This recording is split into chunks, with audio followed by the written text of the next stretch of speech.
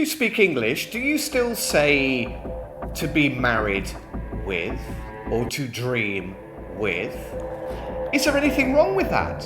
Well, there are errors there.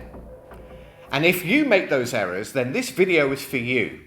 Because today in English with Stuart, we are going to look at 14 of the most common errors that Spanish people make when they are speaking English. Okay, let's start. Number 1, to count with. In English, it is not to count with, it is to count on. The preposition is not with. To count on. You can count on me to teach you English. Number 2, to be married with. Is not to be married with, it's to be married to. The preposition in English is to. In fact, if you're using the verb to marry, you don't need a preposition. He married Jane last year. There's no preposition. But if you use to be or to get, then yes, there is a preposition. The preposition is to. He got married to Jane last year.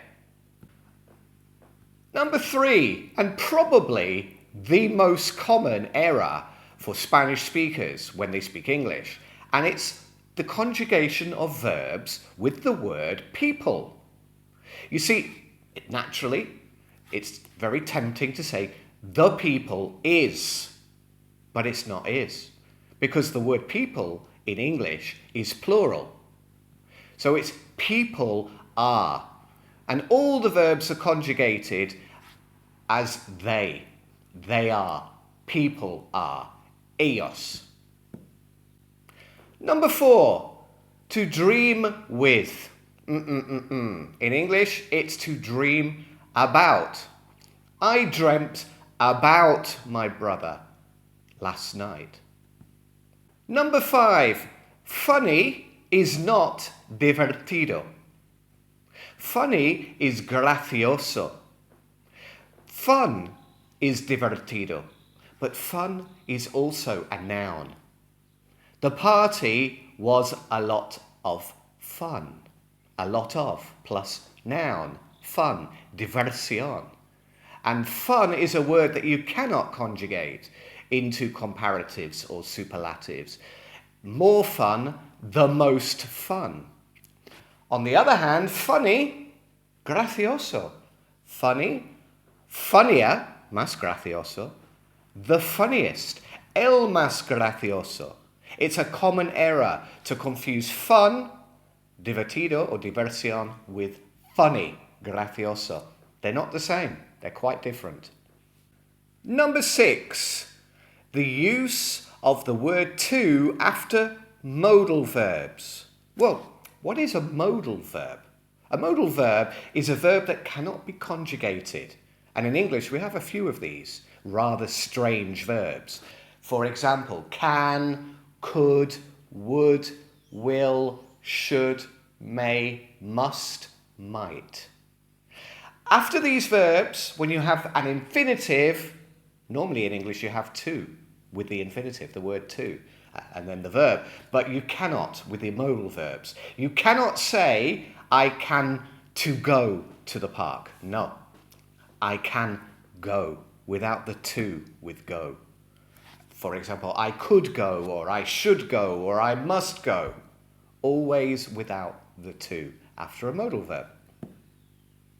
Number 7, the use of the preposition to after the verb go. Now, in English, we will use the word to if we are talking about a place. I go to the park. I go to London. But if we're talking about an action and the name of an action, for example, I go swimming. Now, in this case, there's no preposition at all. So I go shopping, not I go to shopping. Mistake number 8, the pronunciation of las mujeres. The pronunciation of this word that's on your screen right now is women. Not men. No. It's women. Women. Singular, woman. Plural, women. And that introduces the next one, number 9. Now, in English, generally plurals are very easy. You simply add an S or you add an ES. But English wasn't always like that. It changed over hundreds of years. And the original pronunciations of plurals were vowel changes in the singular. Well, thankfully, we don't have many of those anymore. In fact, almost all of them have disappeared, but some of them have remained. For example, man, singular, men, plural. Child, singular, children, plural. Mouse, singular, mice, plural.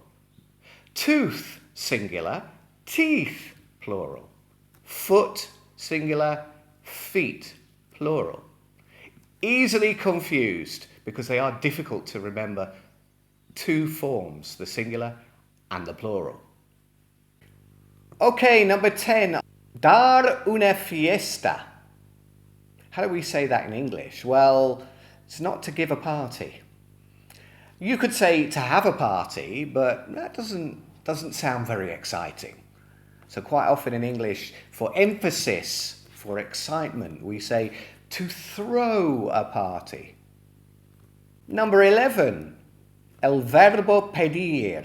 How do we say that in English? Well, in English, it's to order or to ask for. So what's the difference? Well, to order is a product or a service. So for example, you order food in a restaurant. You order from Amazon. But you ask for a date. Or you ask for an appointment. Or you ask for a favour. So anything that you have to pay for, a product or a service, is order. And anything that's a favour is to ask for. Guys, remember to click subscribe and like this channel to support us so we can continue doing more videos for you. Okay, let's look at number 12. So, number 12 is, in Spanish, hacer una pregunta. So how do we say that in English? Is it the verb do or the verb make? Well, it's neither. It's the verb to ask. To ask a question. For example, I will ask a question. He asked me a question. Number 13, responsible. Yeah, in Spanish it's responsable de. So naturally, you would translate that into English as responsible of. But in fact, it's not. It's the preposition for. To be responsible for. And lastly, number 14, is the difference between the words well and good. I feel well. I feel good. What's the difference? Well, I feel well is physically. I feel good is emotionally. But also with well and good, if we are using them to describe things or actions. He plays tennis well. Well is in reference to the verb play. He plays well.